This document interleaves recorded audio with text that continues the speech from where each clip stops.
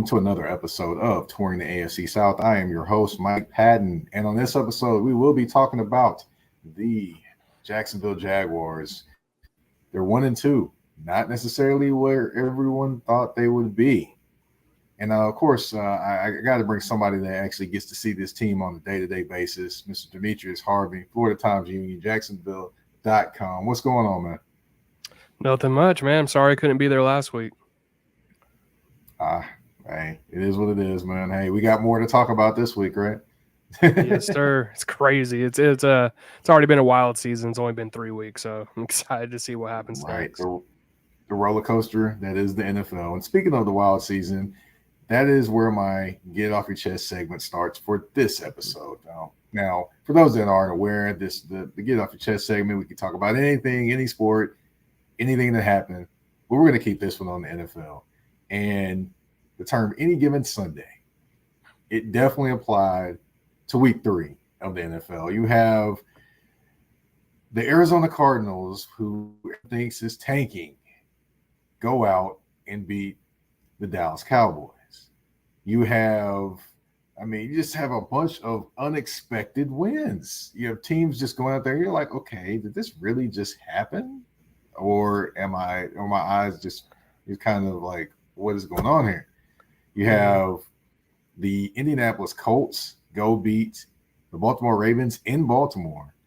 And then, of course, the game we're going to talk about, the Houston's go on the road for the second time in a row and beat the Jacksonville Jaguars. Just the term any given Sunday, you have to understand they're all pros. They all get paid to play. And in these circumstances, anything can and usually does happen. And we definitely saw that when it comes to the NFL, for sure. And, you got any thoughts you want to add to that? Yeah, especially early in the season, I feel like we always see this. It happens every year. We just don't remember it every time it rolls around, I think. Teams will just beat teams that you didn't think they would. It's crazy to say.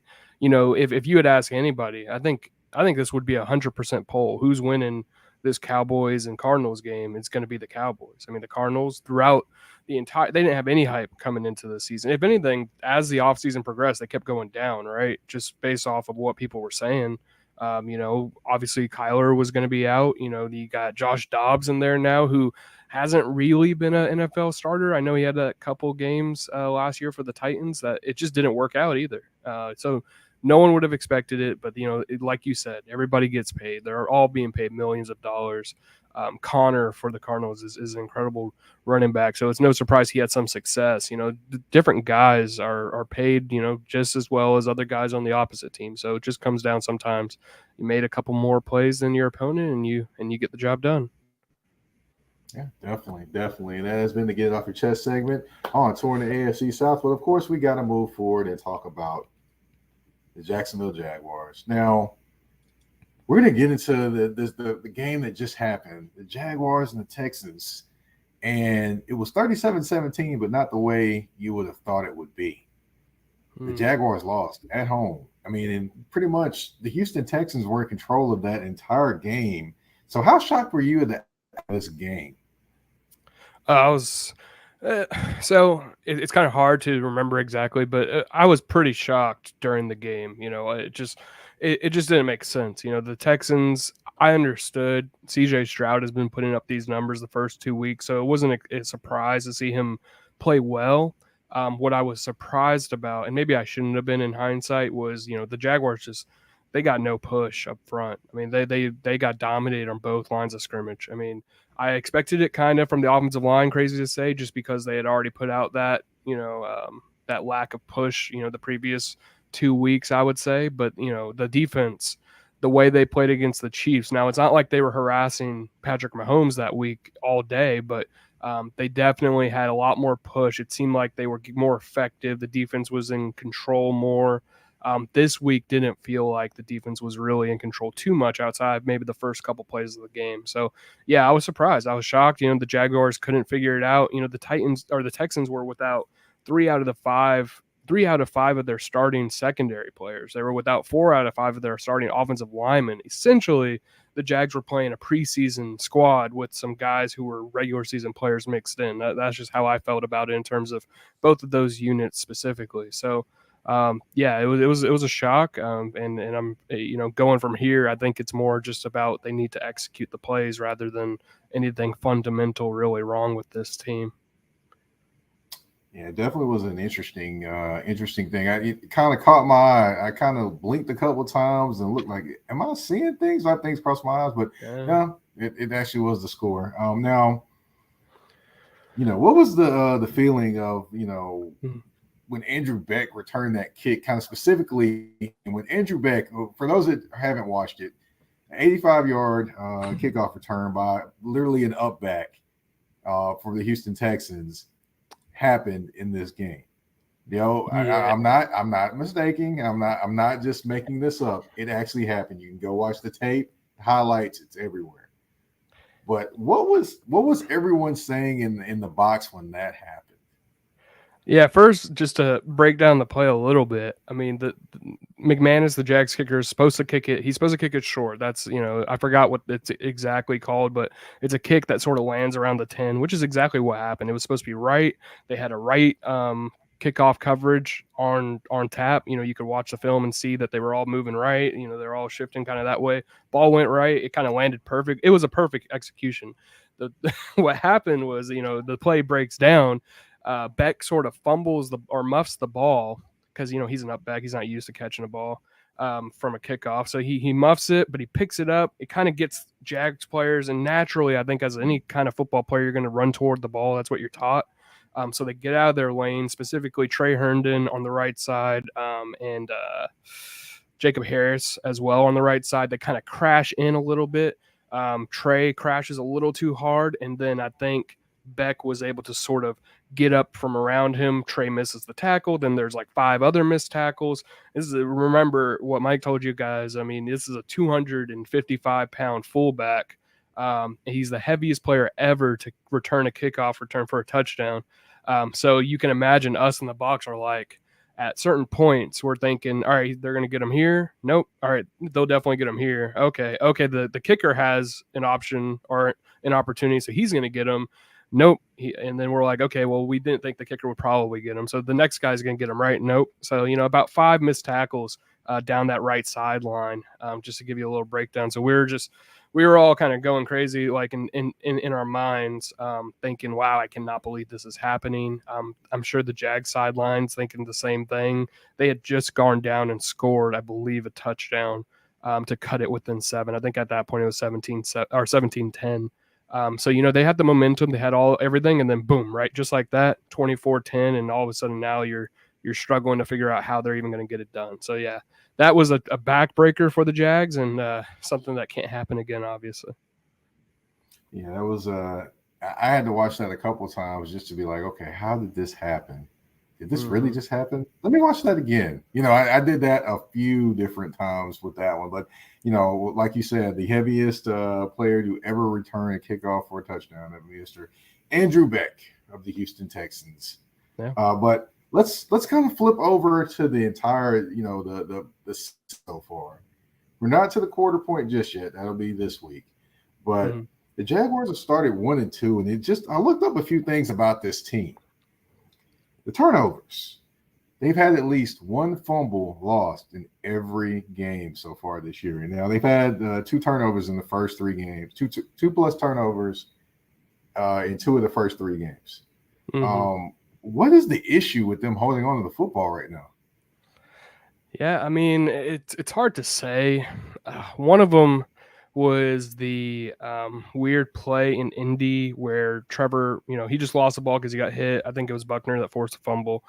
Tank Bigsby picks it up but doesn't realize that it's still a live ball, so Buckner takes it for a touchdown. That was one of them, and that's going to happen. Every so often quarterback's going to get hit, fumble. That's just natural. Another one last week against the Chiefs. I think there were 2. So there was one where Bigsby kind of got it back, and that was fine. And then there was another where I believe it was a throw to Jamal Agnew that they lost. They ended up losing. And that one, I think it's just a matter of, you got to get the play out there faster, maybe kill that play. They do a lot of this like bubble screen, quick stuff that can get away from you pretty easily. I'm not sure if that's something they're going to look at, but this most recent game, Agnew fumbled, and I can't remember the other ones, but Agnew fumbled in this most recent one. Um, he just has to hold on to the ball. It's kind of as simple as that. There's not rhyme or reason.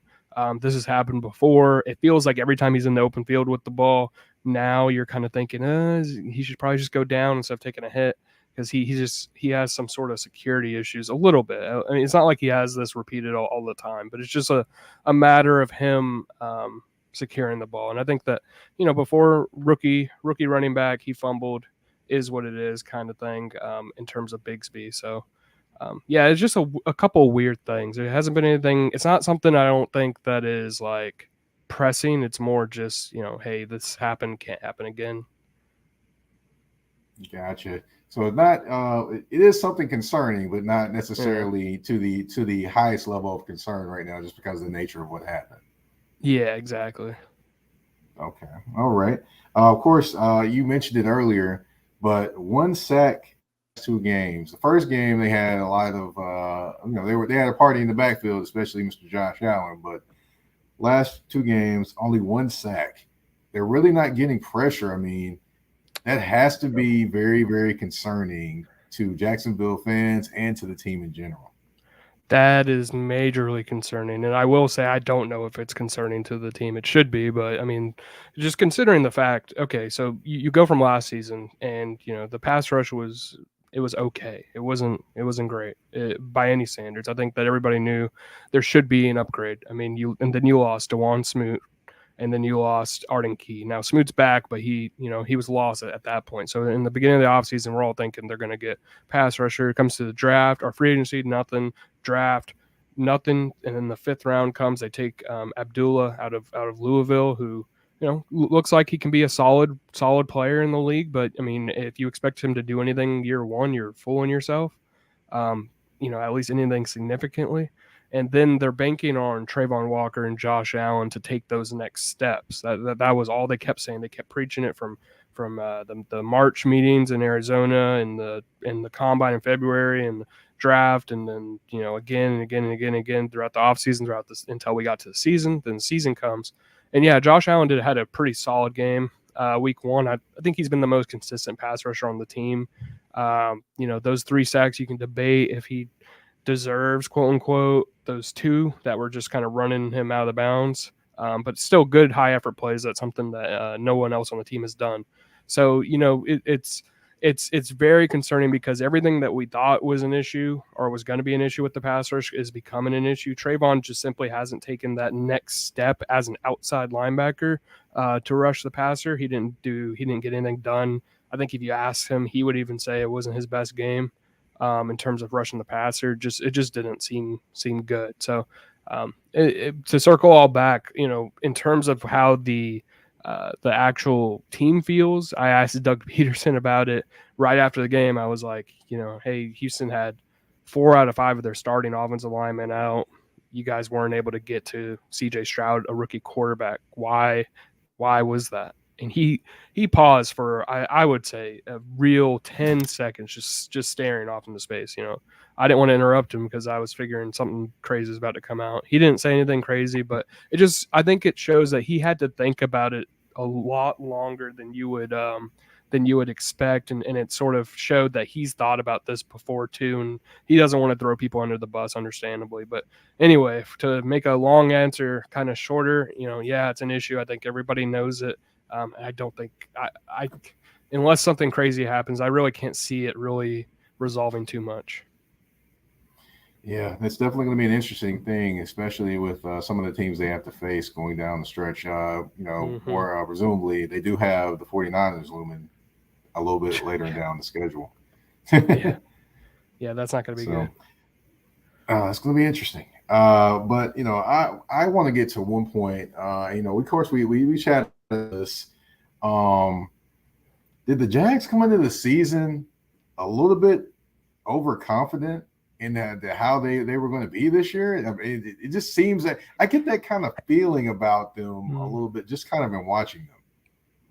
Everyone came into the season feeling overconfident, from the Jags themselves, the media, us in the media, the fans, the observer, anybody you can think of came into this season overconfident. Absolutely. And they went 9-8 last year, won one playoff game, and suddenly, Super Bowl champions. If you put it in the context of that, it kind of makes it seem like everybody was overblowing this. Now, I will say this team is still capable, and they're still pretty good. I mean, the players, you can't deny the success they've had in the past, the success they had in the playoffs, especially in that run. But what I can say to that is, Doug addressed it, and he addressed it right after the game. Maybe they're reading a little too much, and by them, he means the players are reading too much into their press clippings.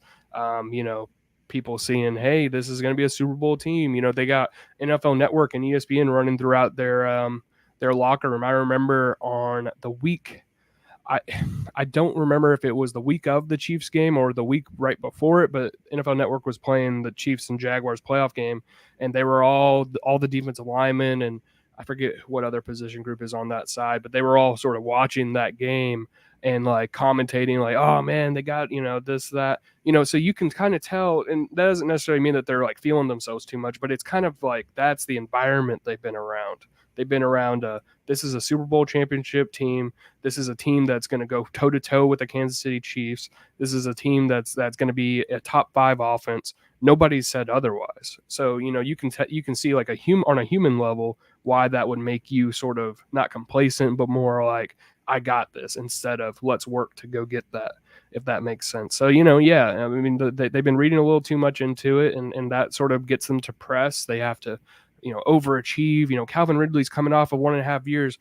We're sitting there in training camp calling him one of the best wide receivers we've ever seen in Jacksonville, which is still true, but like, imagine that pressure, and not to say that Calvin's fallen victim to that, but just imagine all that noise and the fact that he's been away from the game for basically 2 years, how much he wants to prove to himself, and then he goes out and drops a pass, and he says it was concentration issues. So, it's all that is sort of bubbling up and coming out. Just luckily for them, they got it. They seem to have figured it out early, and maybe things will change. Yeah, we'll definitely see. We're going to take a quick commercial break. We're going to get into the game that they're going to this week, and that will be across the pond in London against the Atlanta Falcons. We're going to get into that and more after this commercial break on Touring the AFC South with your host, Mike Patton. A shift. A shift is something that happens and changes the dynamics. And that's what happened when Garrett Logistics was born. After 10 years as a sales pro in the logistics world of sporting goods, John Garrett decided to pivot to the world of freight and start a brokerage. So you're saying to yourself, why trust Garrett Logistics? Well, Garrett Logistics helps shippers improve overall workflow, along with increased on-time pickup and delivery percentages. Last-minute loads, multi-drop pickups, and more are part of the services with Garrett Logistics. They're available Monday through Friday, 7 a.m. to 6 p.m., and Saturday, 8 a.m. to 12 p.m., all times Central Standard Time. So give them a ring at 615-400-8484. That's 615-400-8484, or you can email them at john@garrettlogistics.co or visit their website at garrettlogistics.co. Garrett Logistics, where the motto is, it's not just freight to us, it's your business.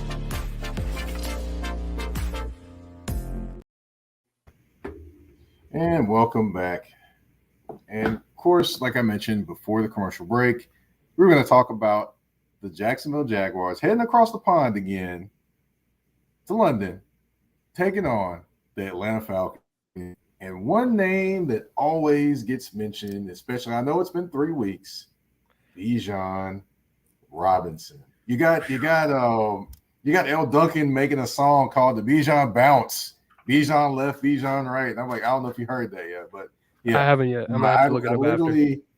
I literally heard it on her podcast. I'm like, oh my goodness, they really got a Bijan song, But going into that game, you're going against all these weapons that the Atlanta Falcons have. You got you got Algiers at running back. You've got Pitts. You got London, which I will say Pitts and London haven't necessarily been the most involved, but they're still weapons.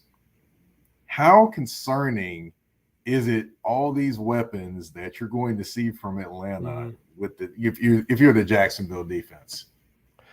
The Bijan Robinson's the guy that I would be most concerned with. The reason why, normally it would be like Kyle Pitts or even Drake London, but obviously at quarterback they're Mhm. kind of, they're lacking a little bit. They just don't have that guy that can get them the ball consistently. So they rely on the running game, which is perfectly fine. It's worked out for them through the first 3 weeks. They're 2-1. So yeah, Bijan Robinson, he's just a crazy. I mean, going back to his Texas career, you can just see this guy was always going to be special. I mean, you even have that one guy, Roshan Johnson, I think was playing behind him. And in my opinion, he was draftable. I think the Bears have him right now.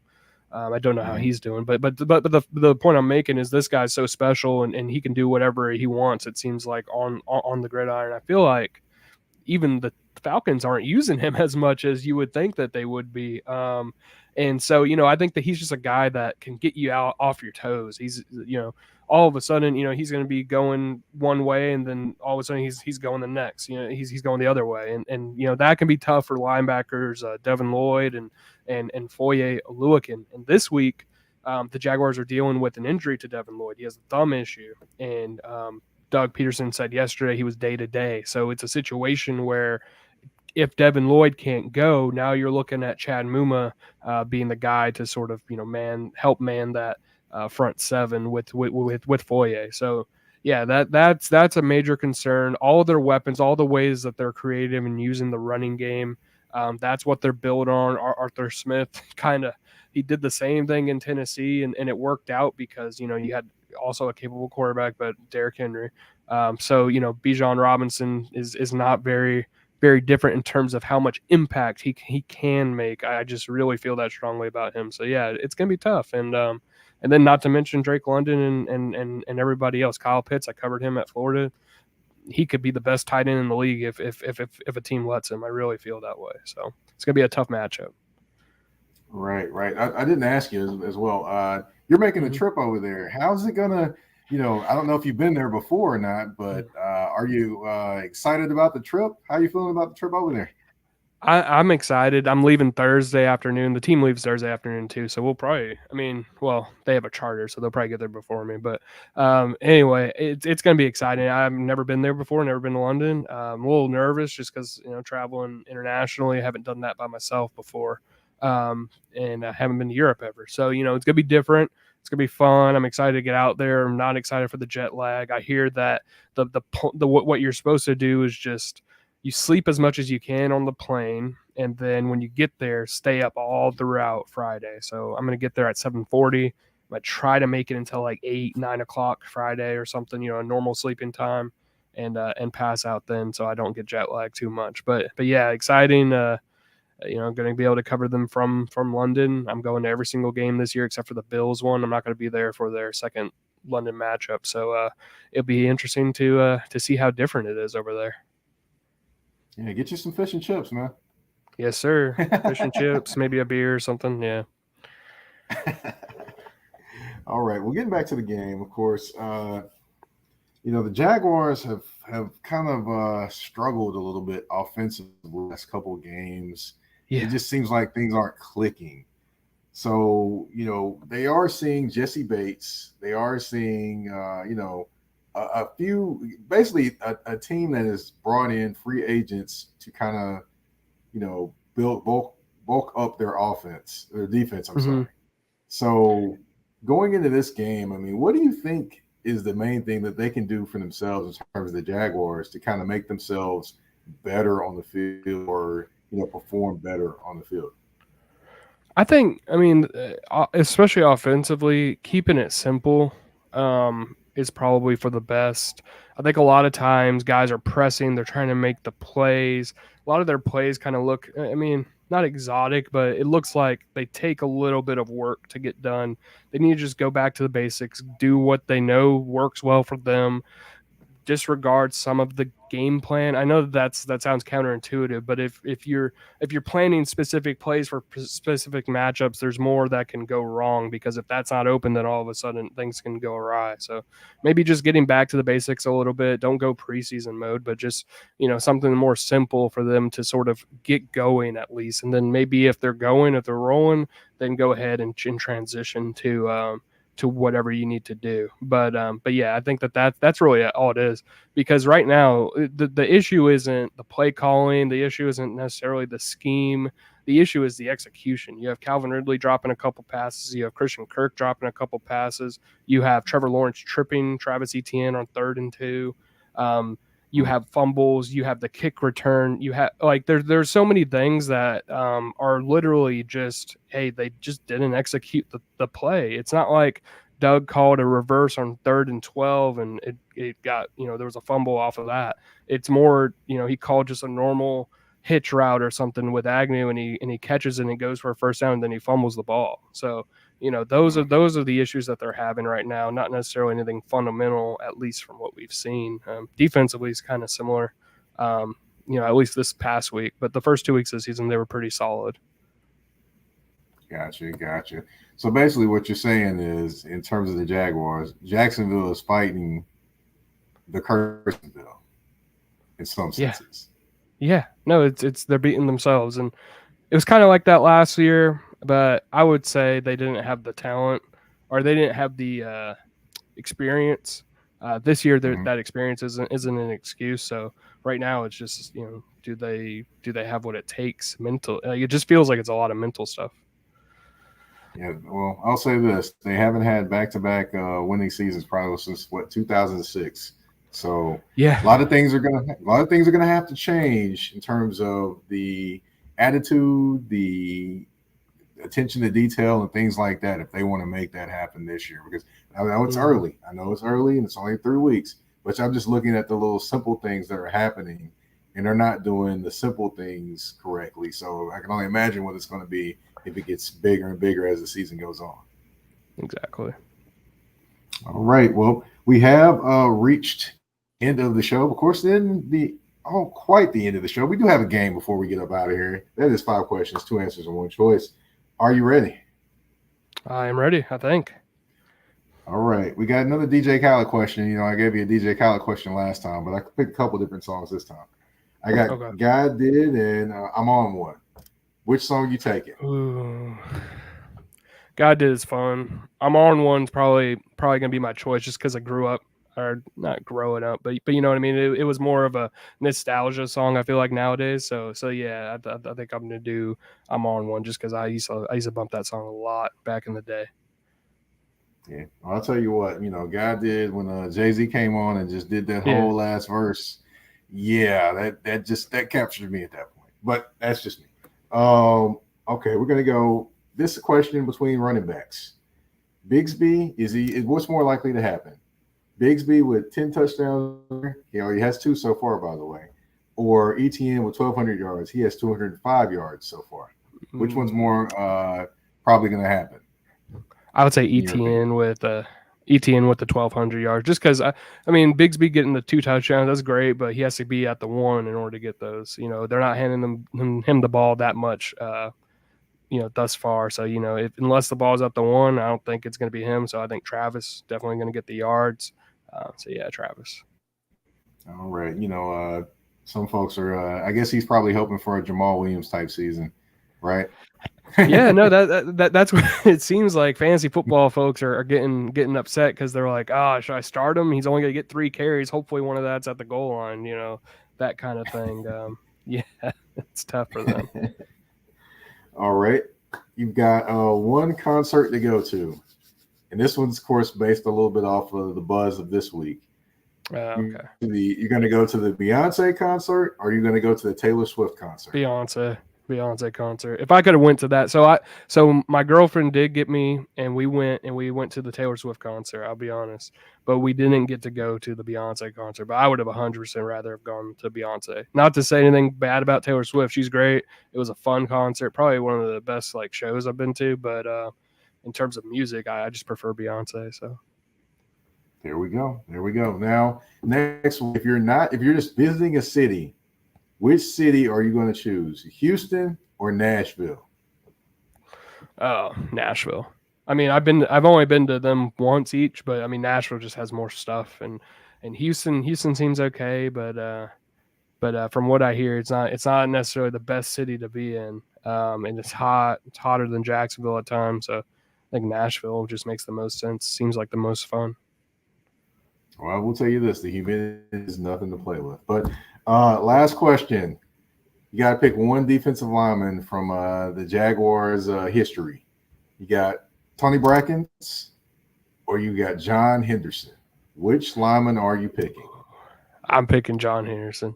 Just growing up in Jacksonville, seeing John Henderson and him getting slapped. Come on, Joe. You know, that guy was that guy was you'll never see another. I feel like you'll never see another player with that size, that strength. I mean, that guy was special. If he played in another city, he would have been something else. So yeah, John Henderson. He's fun. You know, actually, he's from Nashville, Tennessee, right? Yeah. Mm-hmm. He just went into the Tennessee, I think, Hall of Fame. Yeah, Tennessee Sports Hall of Fame. He actually went to Pearl Cone High School with Santonio Beard, who played for the Denver Broncos as well. They went to the same high school at the same time.